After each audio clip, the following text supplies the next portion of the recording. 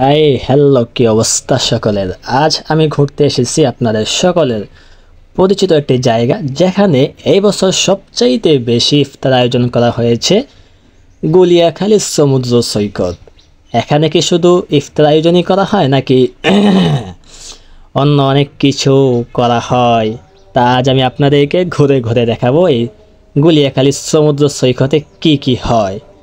আমার কাদা মনে কোনো সাদা নেই, শুধু একটাই প্রশ্ন, এখানে এতগুলো পুরুষের মাঝে একজন মহিলা কি করেছে?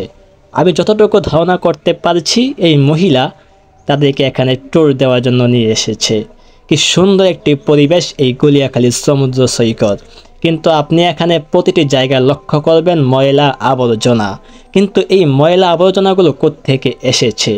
আপনারা যে এখানে গিয়ে ইফতার পার্টি করেছেন, সেই জায়গাগুলো আপনারা পরিষ্কার করেন নাই, সেই ময়লা আবর্জনাগুলো আপনারা সেখানেই ফেলে এসেছেন, যার ফলে এই গুলিয়াখালীর সমুদ্র সৈকত তার সৌন্দর্য হারিয়ে ফেলেছে।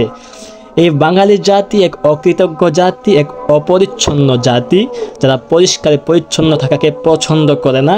তারা সর্বদাই নোংরা এবং অপরিচ্ছন্ন জায়গায় থাকতে পছন্দ করে। তাই তো এই দেশের এই অবস্থা।